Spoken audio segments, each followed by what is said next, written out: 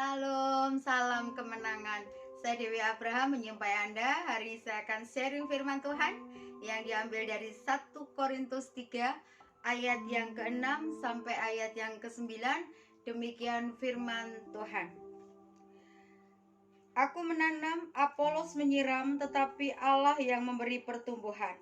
Karena itu yang penting bukanlah yang menanam atau yang menyiram, melainkan Allah yang memberi pertumbuhan. Baik yang menanam maupun yang menyiram adalah sama dan masing-masing akan menerima upahnya sesuai dengan pekerjaannya sendiri. Ayat yang ke-9, karena kami adalah kawan sekerja Allah, kami adalah ladang Allah, bangunan Allah. Amin.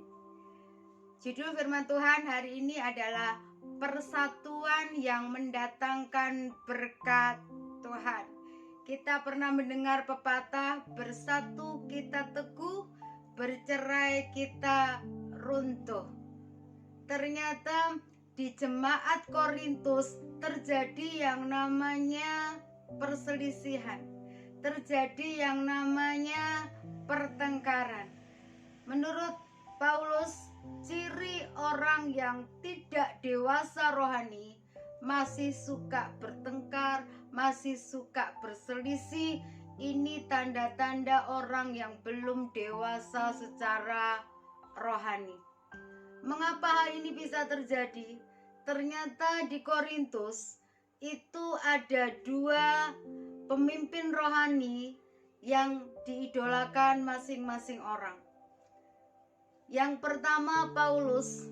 Paulus juga punya fans dan Apolos juga punya fans. Paulus seorang rasul, seorang gembala, tapi punya hati penginjil. Dan Apolos adalah seorang yang cakap, seorang yang pintar di dalam mengajar. Mereka berdua masing-masing punya penggemar. Dan ternyata akibat punya idola, mereka berselisih, mereka bertengkar. Sampai akhirnya Paulus tulis surat ini, ayat yang 6 katakan, aku menanam, Apolos menyiram, tetapi Allah yang memberi pertumbuhan. Untuk meredam konflik yang terjadi, kesalahpahaman yang terjadi, Paulus tekankan begini, Apolos menanam, Paulus menyiram, dan Tuhanlah yang menumbuhkan. Mengapa kita harus bersatu? Kehendak Tuhan dalam hidup kita adalah persatuan. Yohanes 17 ayat 21 katakan gini, aku mau mereka menjadi satu. Tapi keinginan iblis adalah perpecahan, adalah perselisihan. Yohanes 10 ayat 10a katakan begini, iblis datang hanya untuk mencuri, membunuh, dan membinasakan. Apa yang dicuri? Apa yang dibunuh? Damai sejahtera kita. Iblis berusaha merusak dengan kesalahpahaman, dengan adu domba supaya umat Tuhan, anak-anak Tuhan bertengkar, supaya anak-anak Tuhan berselisih. Hari ini kita belajar bagaimana sebagai orang percaya kita hidup dalam persatuan. Yang pertama, ingatlah bahwa apapun yang kita lakukan, goal settingnya adalah untuk Tuhan. Sadari bahwa apa yang kita perbuat, pelayanan kita, pekerjaan kita, untuk Tuhan, untuk kerajaan Allah, bukan untuk kepentingan pribadi, bukan untuk membangun kerajaan pribadi, tapi semata-mata untuk kemajuan pekerjaan Tuhan. Kalau kita sadar bahwa apa yang kita lakukan untuk Tuhan, pasti kita meresponi dengan benar perbedaan yang ada di antara kita. Yang kedua, bagaimana supaya kita bisa bersatu? Sadari bahwa setiap orang punya kelebihan dan kekurangan. Apolos punya kelebihan, punya kekurangan. Paulus punya kelebihan, punya kekurangan. Kita pasangan suami istri punya kelebihan dan kekurangan. kelebihan pasangan kita melengkapi kekurangan kita, dan kekurangan kita diperlengkapi oleh pasangan kita, saling memperlengkapi. Saya ini kan termasuk wanita yang cuek. Saya tidak suka dandan, saya tampil apa adanya. Tapi saya punya suami, orangnya itu rapi.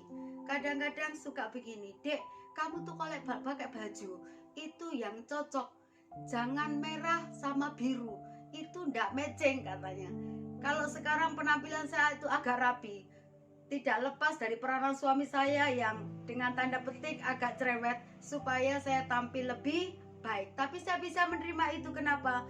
Karena kekurangan saya, kelemahan saya diperlengkapi oleh kelebihan suami saya.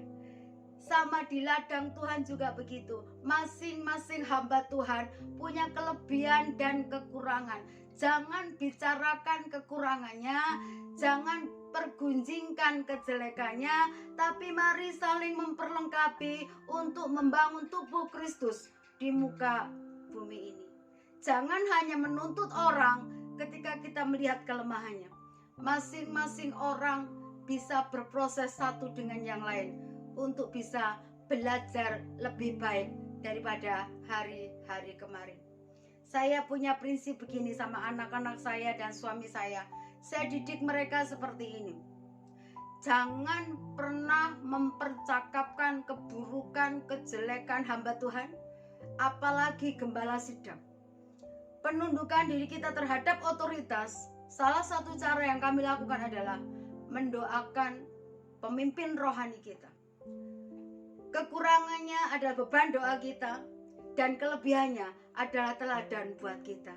Sehingga kita nggak punya celah untuk sakit hati, untuk kecewa dengan pemimpin rohani kita. Paulus mengajar, sebagai pemimpin rohani, kelebihan dan kekurangan itu cara Tuhan untuk kita hidup saling berdampingan dan saling membangun satu dengan yang lain.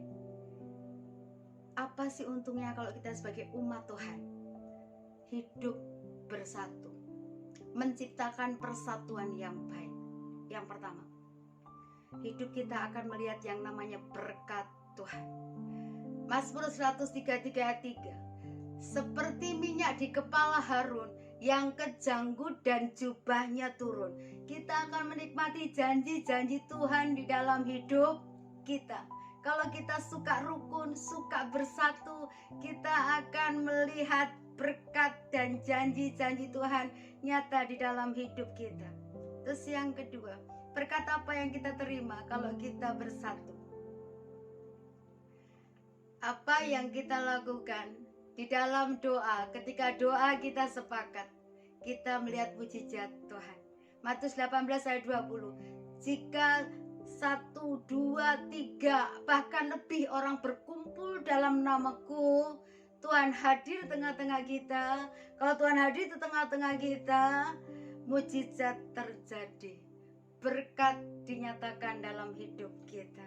Yang ketiga, kalau kita hidup bersatu, Tuhan akan pakai hidup kita untuk menjadi terangnya Tuhan. Kisah Rasul 2 ayat 47, ketika jemaat mula-mula itu bersatu, saling memperlengkapi, saling melayani satu dengan yang lain.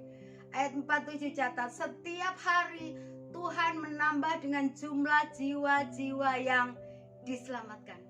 Sadari bahwa persatuan akan membuat hidup kita dipakai Tuhan lebih lagi. Waspada, iblis datang hanya untuk menghancurkan, tapi Tuhan datang untuk memulihkan keadaan. Kesaksian yang terakhir, saya pernah ikut ibadah Natal, dan ibadah itu ada dramanya.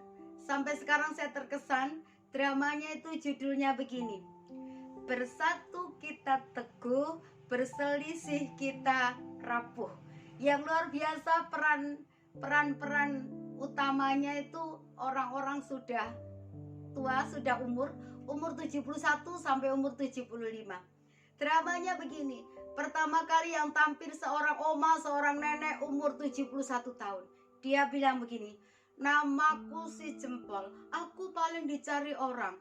Kalau orang pinter pasti kasih apresiasi Good, bagus. Kalau masakan enak pasti mantap. Orang menyanjung aku karena aku selalu mendapat pujian. Orang memuji pakai jempol atau ibu jari. Muncullah nenek yang kedua umur 72 tahun. Dia bilang gini, jangan salah, bukan kamu yang paling hebat, aku yang paling hebat. Kenapa? Kalau orang mengajukan pertanyaan, pasti pakai jari telunjuk. Kalau orang menanyakan suatu alamat, pasti kita tunjukkan dengan jari kita. Oh, arahnya ke sana, tidak mungkin ke sana, apalagi pakai jari kelingking. Tiba-tiba muncul nenek yang ketiga, umur 73 tahun. Dia bilang begini, kamu berdua ini salah. Aku yang paling berharga, aku yang paling berarti, aku paling tinggi di antara kalian, kata jari tengah. Saudara ikutin saya. Coba kepalkan tangan saudara, biarkan jari tengah ada di atas posisi lurus. Gini, saya minta 1 menit. Apa yang kita rasakan? Sakit. Apa yang kita rasakan? Tidak nyaman. Ketika jari tengah masih ada di posisi atas tegak lurus, merasa paling tinggi, tanpa sadar, menyakiti dirinya sendiri. Demikian juga kita. Kalau kita selalu merasa paling hebat, paling tinggi tanpa sadar, kita menyakiti diri kita sendiri dan menyakiti orang-orang yang ada di sekitar kita. Tiba-tiba nenek yang keempat muncul dan bilang begini, kalian semua salah. Yang paling berarti itu aku, jari manis. Kalau orang tunangan, kalau orang menikah, pasti memasukkan cincin kawinnya di jari manis, tidak mungkin di jempol atau kelingking, katanya begitu. Aku yang paling berharga. Tiba-tiba yang terakhir muncul oma-oma, saya nggak bisa lupa. Wajahnya mungil, raut cantik masih kelihatan. Dia bilang begini, semua salah. Mau ibu jari, jari telunjuk, jari tengah, jari manis, kalian gak ada berarti. Yang paling hebat aku, yang paling berarti aku, yang dibutuhkan orang itu aku. Jari jempol marah dan bilang, jari kelingking, kamu tuh gak berguna, kata jari tengah. Betul, kamu gak berguna, cuma jari kelingking. Sambil tersenyum, jari kelingking itu bilang gini, lihat ya, ketika kalian mengalami masalah, kalian mencari aku. Kenapa?